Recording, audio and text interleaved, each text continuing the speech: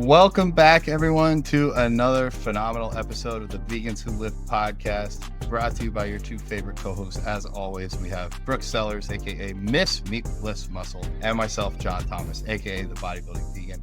And today, from across the world, we have a very special guest. We have Kate Galley, aka on Instagram at Strong Body Green Planet. And so we're going to dive into her story, tell you guys a little bit about what she's up to, and get to connect with a fellow vegan who's all the way in the land down under, correct? Correct. Yeah, I'm in Australia. Lovely to be here, Brooke and John. Awesome. So Welcome. Thank to you. start us off, I'm gonna bring us back to our earlier days. We used to do this all the time. We're gonna go over our wins of the week. So there's a moment to kind of share and let everybody know where we're at and anything special that's coming to our lives. So put Brooke on the spot and see if she has one to come up with first. Ooh, win of the week. Oh my gosh. I mean, it's hard to pick one. I'll just say I recently just monetized my YouTube, which was a huge win. Something I've been working at for a long time. Everybody's really been enjoying my what I eat in a day videos and my prep updates. So that's been really awesome. Yeah, I mean, I guess that would be my That's big a win big for the win. week. Oh yeah. Awesome. You guys go follow her if you're not already. Subscribe. Yes, subscribe. Kate, would you like to go next? Oh, of course. So I had a coaching client yesterday who did a program with me earlier in the year, and he's just checking in once a month to kind of stay on track. And I love spending time with this guy. And yesterday after our call, he said he needs to check in more frequently, like weekly. And it just made me think, after nearly 2 decades as a personal trainer, which I no longer do, and now just as a vegan health coach purely online, I thought I was burnt out from one-on-one coaching, and that was because I wasn't with my ideal clients. They weren't vegan. And now I have all the energy in the world for my ideal clients. And that's just, I'm very grateful for that. That makes a ton of sense. Cool, I'm awesome. definitely going to probe your brain there more about that as this podcast episode unfolds. For sure. For me, this is a big week. This is not exactly public knowledge at the moment, but I talked to Brooke a little bit about this, I think, yesterday. I am launching a vegan coaching team. And so we're going to be calling it Vegan Squad Coaching. And I think it's going to be different from any current coaching team that I'm aware of. Yes, of course, we are going to focus on physicality. Most people's goals are physically related, whether that's numbers on a scale or how they look in the mirror, their lifts in the gym. But I also want to focus on things that other teams do as well, like mental health. But I think what my team will offer that's really special is spiritual guidance as well. Not so much directly from myself. I have people on the team that are much better at that than me, taking a deeper look at things as far as their overall well-being. It's kind of like mind, body, and spirit, or soul, if you will. And then I know that there have to be other teams out there that do this, but I want to be really outwardly facing, that we are inclusive of all people, whether you're male, female, trans, non-gender defined, Black, white, Hispanic, and long term, I'm really looking at getting a lot of bilingual coaches on the team so that we can help people be vegan around the world and excel at it. So that is my win of the week. It officially started this morning. So a lot of work to do, but also very, very, very excited to embark upon this. But yeah, that's my win of the week. Awesome. Woohoo! Mhm. Awesome. Well, you're accepting vegan coaches, right? So if you're listening to this and you're a vegan coach and you're struggling with the marketing side and the sales side, but you're doing awesome with your coaching clients, definitely reach out to John, because he is a business guru and he is a sales guru, and he will do all of the heavy lifting for you, and you can just What can I say? I learned from the breast. Brooke taught me a lot about coaching and the business side, and really just helping me see what I didn't know. And so that's pretty much the goal here. It's like, there are really good coaches out there that just hate having to sell themselves, hate having to make the marketing and the advertising, hate getting on sales calls. Like, I get it. I've done this for 5 years now. I get it. Like I get that people don't love that side. And so I just want to scale that side and help connect those really good coaches with, as Kate was saying, those ideal clients. Because I think if you work with the wrong people, it is so easy to get burned out in one-on-one coaching. So Kate, shifting to you, you said 20 years in training. Was that mostly Yeah. like in-person one-on-one training, or how did, let's back it all up. How did you get started in that coaching sphere? Let's hear your journey here. Yeah. Absolutely. So I was a debilitatingly shy teenager and I joined the gym at around 18, 19 to transform both my body for sure, also my confidence. And that is something that a decade on, I turned into a career. I became a personal trainer at 29, 28, 29 before I got too old to do it. And I spent, 19 years as a personal trainer, one on one, gym based, nothing online apart from COVID times when we were all forced online. And, an amazing journey. However, when I became a personal trainer, I'd been vegetarian for the animals for about a decade. No, longer. I turned vegetarian when I was 16 for the animals. I became a personal trainer at 29. And for the first decade of my career, I was that weird vegetarian trainer in a gym bro type of a gym, right? And that was a bit strange, but at least I was fit and strong and could do all the things. And then about a decade into my PT career, I saw Cowspiracy and I knew I needed to be vegan. And, we'll get to that. But that was a big deal, right? Because I was already the strange one not eating meat. And I went into the gym and announced, guys, I'm going vegan. And I remember one of the other trainers who like is very well educated and science based saying to me, well, goodbye lean muscle mass then. And, that was nearly 10 years ago now. Wow.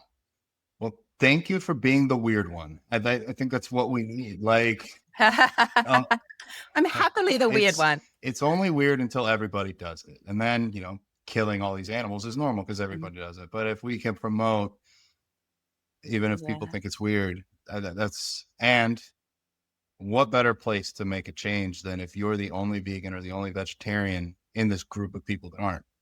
You stand out. They think about it differently. And I think Absolutely. a lot of people probably listening to this podcast might not have a giant vegan circle. Thank you, social media. I do now, but at the time when I went vegan, I didn't. And what's really cool is if you are that only vegan in your circle or your community, when someone in that community thinks of vegan, they don't think of the stereotypical like malnourished, skinny, punk, emo, goth kid vegan. They think of you, whoever you are, whether you're listening or whether you're Kate. They think of you, and that's how we break stereotypes and change consciousness over time, in my opinion. So thank you for being weird. My pleasure. Why did you get into personal training? Were you already into the gym and you thought that was a cool way to make money? Like where do you go from being a shy kid to I want to work with people one-on-one and tell them how to build muscle? Yeah, absolutely. Well, seeing the transformation in my own body and seeing the confidence that that gave me, just the fact that you can completely change your chunky lower half and scrawny upper half and choose your curves, as I like to say.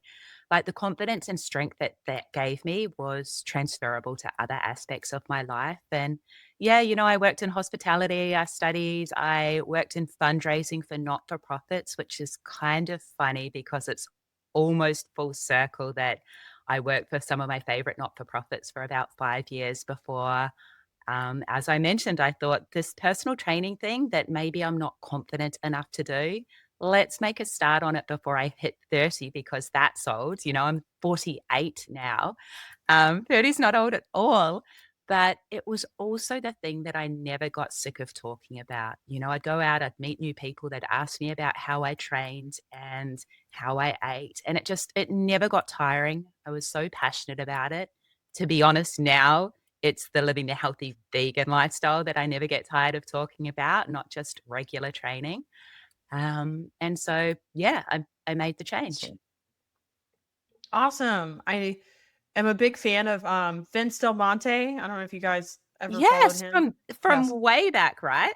Yes, yes. Yeah, he kind of took a hiatus. I think he was going through a lot. He was going through like a divorce and all sorts of stuff. But he used to be a really big like business coaching guru. He had Yeah. an awesome YouTube. And I remember when I was first starting my business, I was hooked on his YouTube videos. And he always said that you really should be doing something that you would do for free. Like if you know somebody needed your help, you would offer it for free. And for me, that was training, that was coaching. I loved the changes that I saw in my life. And, I feel like the world is always going to be a better place if people are fit and happy and healthy and, doing things that they love. So, I think that's great business advice is to, yeah, like do something that you can't stop talking about, do something that you would do for free if you had to.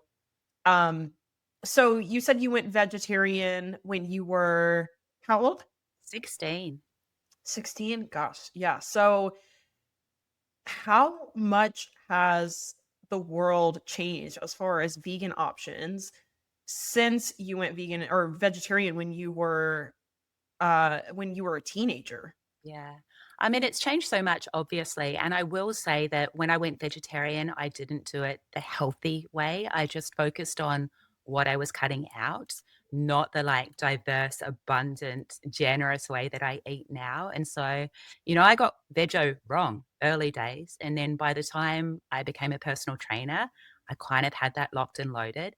However, again, it wasn't balanced, right? I remember I subscribe to the whole super high protein, very low carbohydrate. As a vegetarian personal trainer, I got to the point of 21 free range organic egg whites and two whole eggs a day, plus heaps of, you know, it was vegan then, protein powder. And so it wasn't balanced. I wasn't doing lentils because they were too carby. I was terrified of soy. So veggie, it wasn't balanced. Vegan, it forced me to replace all these foods that I was relying on. And as I mentioned, that gym bro gym and all of my loyal clients, I felt like I had a point to prove. I wanted to do vegan really well because I knew, like, if I, heaven forbid, gained some fat or lost some muscle, like, they'd be watching, they'd notice, and they'd blame the vegan lifestyle. So I got super strategic with doing it as well as possible, due diligence on all the micronutrients, not just the macronutrients, trying to hit them in every single meal. It was a bit hard and less delicious than what I do now.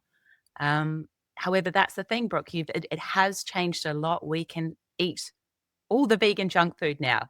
I choose not to, but I'm happy most of it's there for the people who are just transitioning or who for the people who eat animal-based junk. And at least if they change to vegan-based junk, they're still suffering, but the animals aren't. So lots of progress. I'm impatient. I'm working towards a vegan world, so the progress is not nearly as fast as what I would love. Yeah. Me and John, we had a really good post that we did not too long ago, and it was like eat this, not that, but the vegan version, like that famous book. And so we, had like steak, and then we would give people the other options, like a Beyond Steak, and we got all these comments from people who are like, oh my gosh, it's not like that's not healthy and that's so processed and you shouldn't be eating that and all that stuff. But to your point, that's what me and John always say is like, look, these products are here not to be the most healthy food on the planet. That's not the purpose. These foods are here to provide an option for people who don't want to hurt an animal in the process. And so I do think like there is a place for these foods for transitioning vegans, because I think it would be a lot harder for someone to go from like, a standard fast food, animal product diet to a whole food vegan diet. That would be like culture shock, like overload. So instead, if they could just swap their burger for a Beyond Burger, or like their morning, eggs for just egg, I think that makes the transition a lot easier. And then of course, if people want to be health conscious, they can move in that direction. But yeah, like I think these products certainly serve a purpose for transitioning vegans, and I think they're important. And having new products is, I think, a big part of progress. And every once in a while, it's certainly not going to hurt you. It's all about balance, right? Yeah. 100%. Yeah, agree. Yeah, Kate and I have been doing this for a while, so like I don't even know what it's like in Australia, but here like we have Walmart and stuff now. Like when I first started, there was rice milk and soy milk, and that was it. But now there's like milk from everything, and I just saw they're going to be making potato milk, which even makes sense because like potatoes are high in Oh, vitamins, so it's like what? they're more sustainable than almonds, so it makes sense. Like I would try it. Like I like potato soup, like I like mashed potatoes, French fry. I like potatoes, so I'll try it. I'll try anything. Um, but it's come a long way here, at least in the United States. For you, Kate, like shopping centers in Australia, like are there commonly vegan options now when you go out to eat? Are there options at restaurants or vegan restaurants there? Supermarkets are Okay. amazing. The restaurant situation is pretty sad because we had like almost a huge like boom of amazing vegan restaurants. And like times are tough financially for everyone right now, particularly in hospitality. And so a lot of phenomenal vegan restaurants around Australia. I lived in Sydney for 25 years. I'm in a smaller town, Noosa now. A lot of just amazing vegan restaurants that I would take my non-vegan friends to, and everyone loved it. A lot of them had failed, and that's really sad. They were ahead of their time, they didn't make it. They didn't have the financial runway. It breaks my heart. However, rocking into a supermarket, you've got an abundance of options. And as you said, John, we've been doing it for a while, and your own toolkit and your skill level just it's amazing how it improves as well. Like early days, I was terrified of lentils. Now lentils are the easiest thing in the world to prep. You find what works for you, you find the quick way to do it, and it just gets easier and easier. Yeah, yeah, I agree. Awesome. I think I think like in 100 years we'll have some really cool foods when people stop trying to copy meat and just make food. Like if that makes sense. Like instead of trying to imitate something else, like just make something new. And like I'll throw it out there. I made some baby food today. I took a bag of mixed vegetables, threw it in the microwave and cooked it, like peas, corns, carrot. And then I took avocado, I took some nutritional yeast, and I took some say grace that I had boiled from the night before, which is like a soy protein concentrate, like little strips. And I blended this together this morning. And it looked it didn't look super appealing. It looked like green baby. But I gave Allie some and she's like, it's like split pea soup. I'm like, yeah, it is. And it's 70 grams of protein. So for me, a bigger guy, like it took 5 minutes to make. I'm lazy and I'm already like, I eat 6 meals a day. This was easier to chew because it's already like chopped up for me. Like Brooke, like you know how like 80 grams of dry weight say grace would take to chew? That's like a 30-minute meal right there. So I was able to eat this in like 5 minutes. So, anyways, I'm excited for people to keep experimenting and trying new things and creating new products and getting more experimentative in the kitchen. Last thing here, I saw somebody say on Facebook, like, hey, I'm no longer going to be vegan. Like, I found that it's really restrictive. Like, these are the only foods that I can eat. And then it was just like a paragraph that went like 5 pages down of all these different vegan foods, mostly whole foods. And like, they're so right. Like, the number of plants that we can eat on this 100%. planet is just astronomical. So, uh, yeah, I think it's not as hard as people think it is. Look, we've all been there. I ate animals for 16 years. I was vegetarian for 23 years. Now I've been vegan for 9.5. Without a doubt, my diet is so much more diverse now as a vegan than what it was when I ate animals or was vegetarian. Like, hands down, no doubt.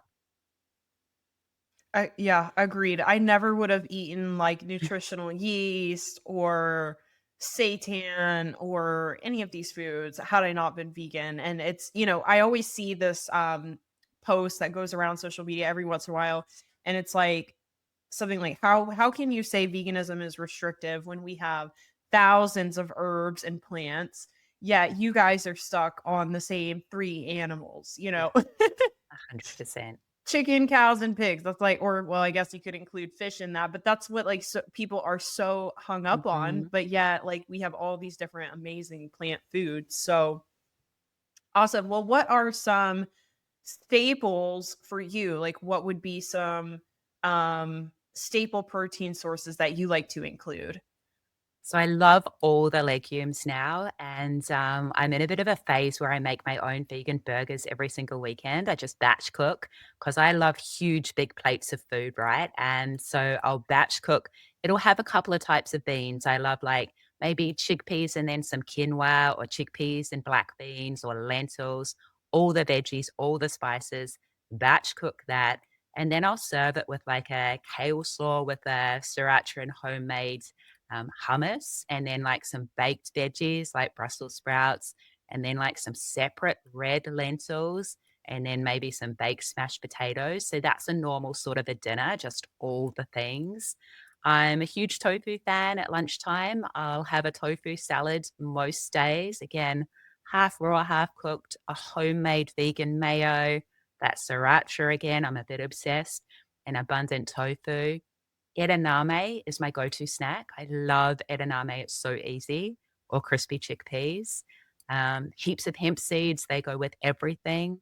And I have plant-based protein powder, not every day, but lifting days. It's easy, like it's natural. I have to remind myself it probably wasn't early days, right? Early days, I meal prepped these big curries that took ages, and I used to vegetarian days, I used to eat a frittata for dinner every night, so I failed at my first few vegan frittatas and omelets. I can do it now, but it took a while. So, just a bit of patience, Yeah. right? Yeah. Yeah, I think the simpler the better, and me and John are definitely that way with our meals too. And I mean that is one good thing about having a bodybuilding background is like it's protein, carb, fat.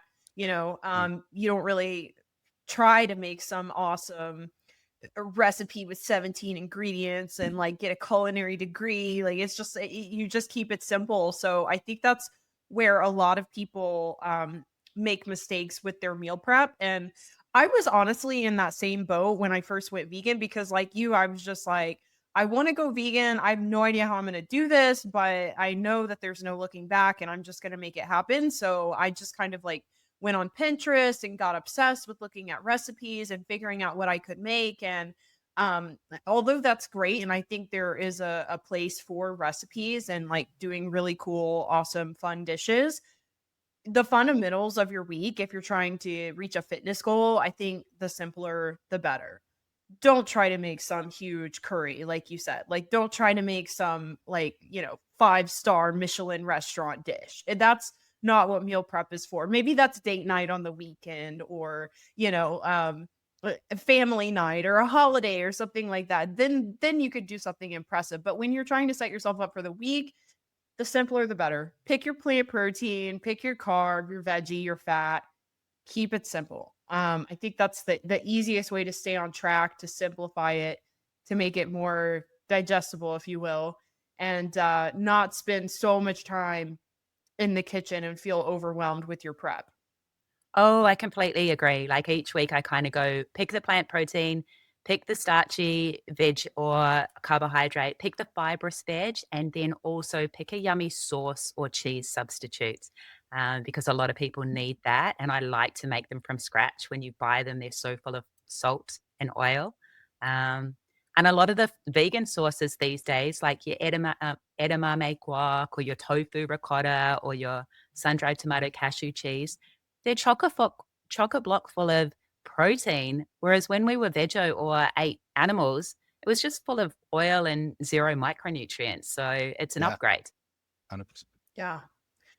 So I'm curious, where are your calories? Do you track calories? Do you count calories? Do you know, I've been in maintenance mode now for, like, about a decade and, probably more even, so I really don't.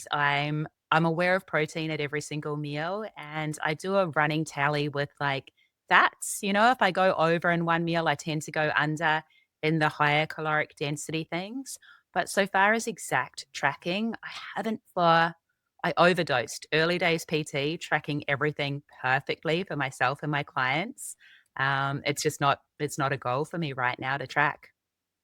Okay. Interesting. So, maintenance, I think, is something a lot of people struggle with too. I think people always are either in a fat loss mode or, well, especially women. I feel like women are almost always in a fat loss mode. So for you, what made you decide, okay, I'm happy with where I'm at. I'm gonna do a maintenance phase. And how did you set yourself up for that? I mean, I've been doing this for so long, right? I'm 48, as I mentioned. I think I by a few years into my personal training career, I'd sculpted a body I was really confident with, right? And I guess my first potential roadblock came when I decided I was going vegan and I thought it might change. And happily, it didn't change. Just everything that I'd been doing with my exercise continued to work, and the huge changes that I made to my nutrition, vastly more carbohydrates than what I was used to. Probably a little bit less protein, but I was ridiculous on the protein early personal training days. The body kind of stayed the same, right? And I guess the emphasis changed.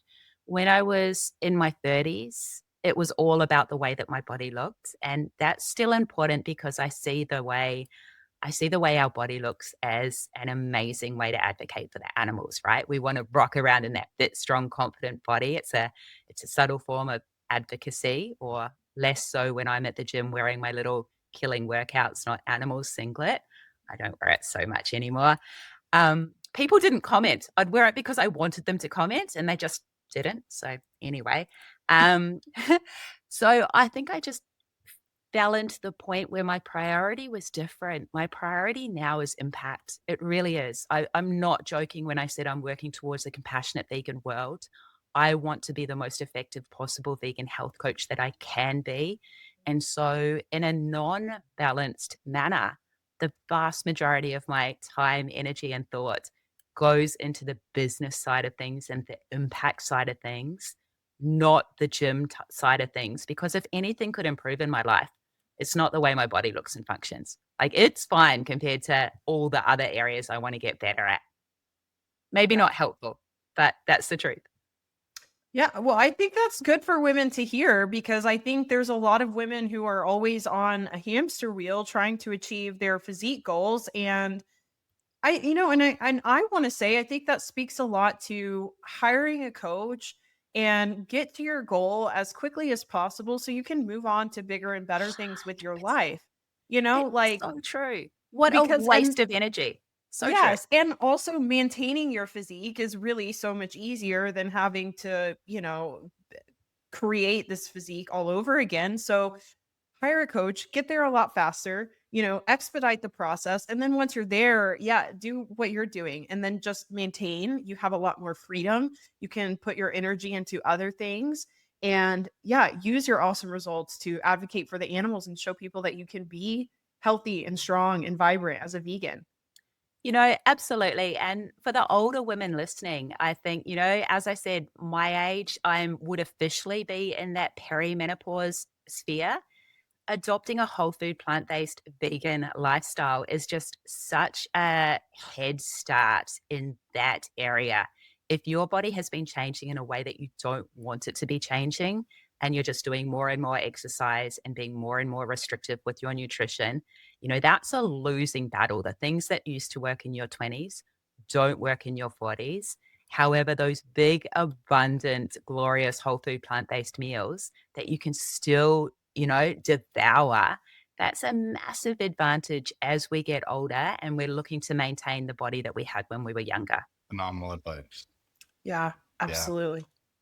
I'm I'm interested to see Nice. where both of our futures go here in the next little bit of time because I feel like I'm in a similar direction with you, Kate. Like I know a lot about the gym. I've been lifting for over half my life, a vegan for over half my life, but only recently, Brooke definitely got me started with learning how far I could push one-on-one coaching. But like you, I want to have an impact. That matters to me more than anything else. And it doesn't have to have my name on it. Like I'm not trying to do this to get credit. Like I just the same thing. I want the world to go vegan overnight, if possible. If not, as soon as possible. And I'm realizing that money is going to be a big part of that, because money allows you to fund sanctuaries and fund advocacy, and even like, I mean, money goes into those vegan products that we have now at stores that we didn't used to have. So I'm in the same boat of like, I still like the gym, I still lift, and I have my own, goals of getting to 275 pounds right now. That's a goal. But the thing that really lights my fire is learning more about business and how we can implement that to helping the animals long term. It's such an important point because in our sphere, I don't mean fitness, I mean more animal rights and the vegan sphere. A lot of people, they just do it out of love and they're almost content with being broke. Mm. And it's almost like I love it so much, I'm going to be that struggling broke vegan. And I learned from the people I hang around with that, as you said, money is impact. And it's what gives us the freedom to amplify not only our impact, but the impact of the businesses and individuals and organizations that we respect that are going to get us there to that vegan world as a team. And so, yeah, that like having the financial goal is the opposite of selfish because it just helps us get there I agree. faster. If overnight Bill Gates, Elon Musk, and Jeff Bezos all went vegan for the animals, I think the world would change pretty fast. Ah, um, Exactly right. I'm Yeah. curious, for your career, seriously. being in this so long, you know, I feel like for me, for veganism, I've avoided burnout by surrounding myself with other awesome vegans. For bodybuilding, I don't know. Occasionally I do kind of get burned out. For work on that side, doing personal training or coaching for now 20 years, you had mentioned earlier finding your ideal client helps. So what do you feel like has been your strategy to stick this out for so long, not career hop, and then maybe dive into like what is that ideal client for you too?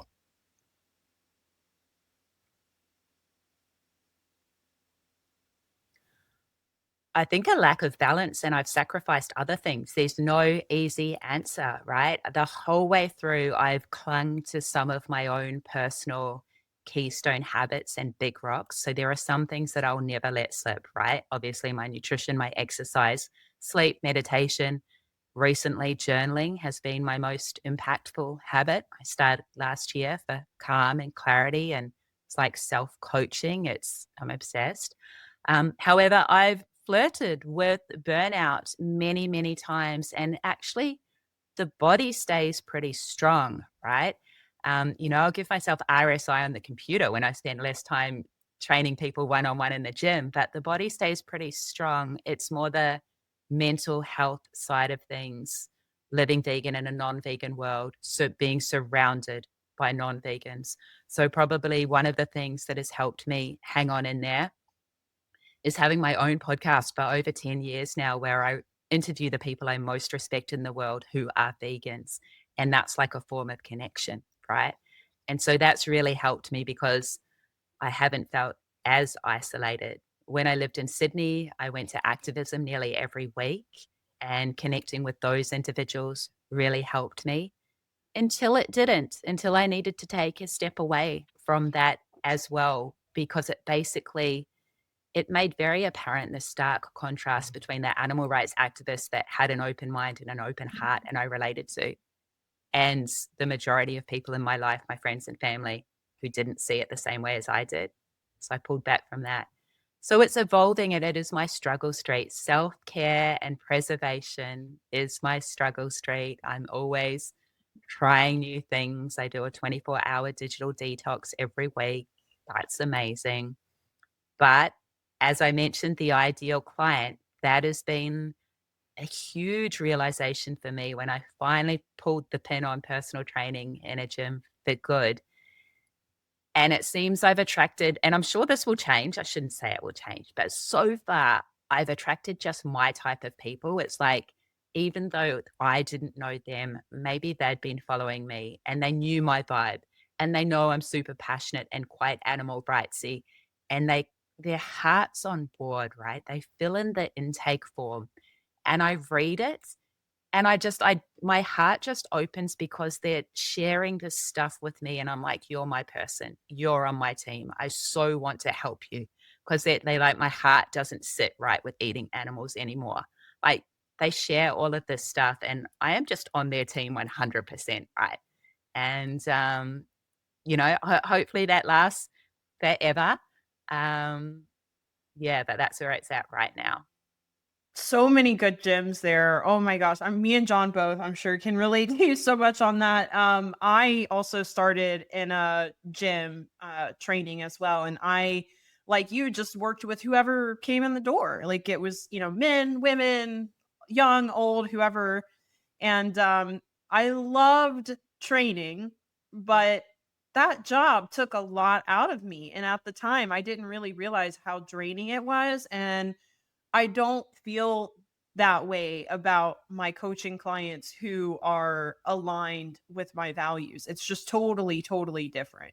Yeah. And yeah, I think even like getting even more clear, okay, you're vegan, but are you vegan for the animals? Are you vegan for the health? Are you, like very motivated? Are you determined? Like all these different characteristics. Once you really hone in on that ideal client, you start connecting with the people, it really does just change how you feel about the work that you do.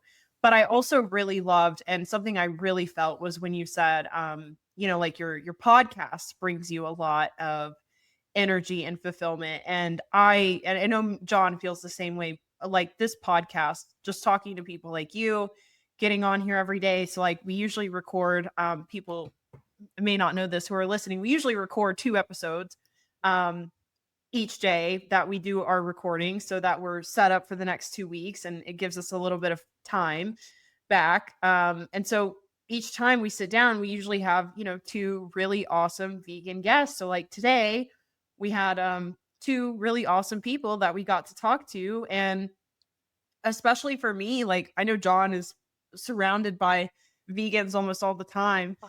He's really lucky, but I certainly am not. I'm definitely like the weirdo, like the isolated, like that vegan girl in my life. And it's when I get to come online and like connect with people that I get that like energy and that fulfillment again. And so the podcast has been amazing for us because we get to connect with all of these like-minded individuals, and it's just a reminder that like, hey, yeah, like I'm not in this alone. Like Yeah. there's tons of people out here who are doing this work just like I am and making an impact. Like I'm in my tiny little town, but you're in your town in Australia making a huge impact, and John's over, and I don't even know where you are now, but you're making your impact. And Madison, who we had on earlier, she's making her impact, and it's just really refreshing. And just it is really cool how you can create your own community. If you don't have a community, a vegan community,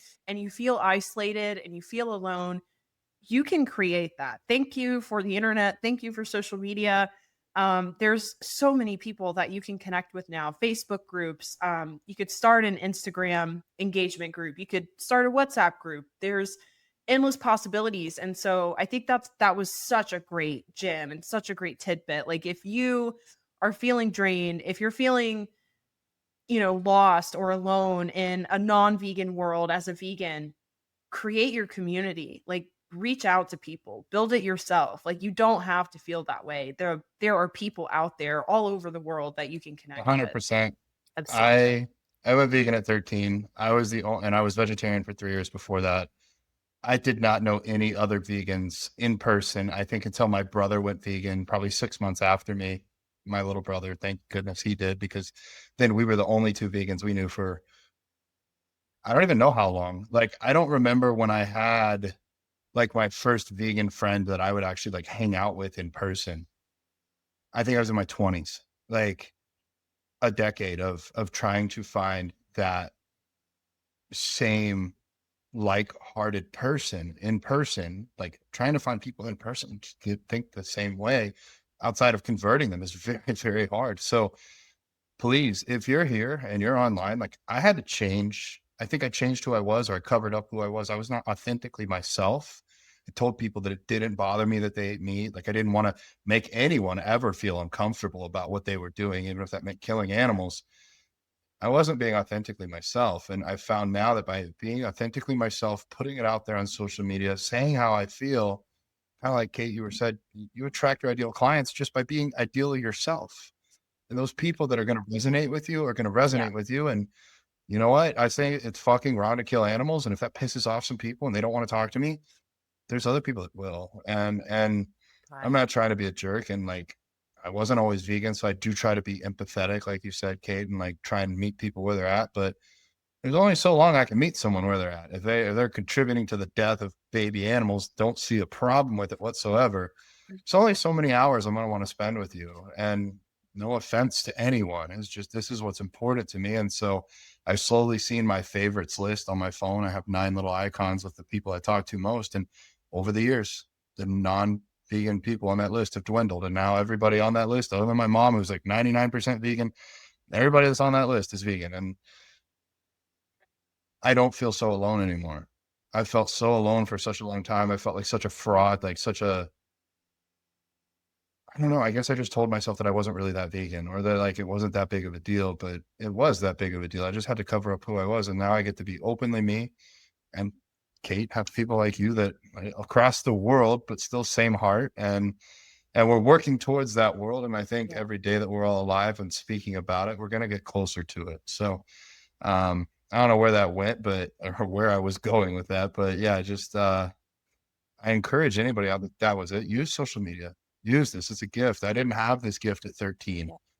I tried to do everything in person. It was impossible. Now, all of my closest friends, all of my closest friends, Brooke included, were found through social media. And so anybody else can do it too. Like just, obviously be careful and things like that, but you can strike up friendships and conversations with people all around the world and find other people that feel and think similarly with their heart as you do.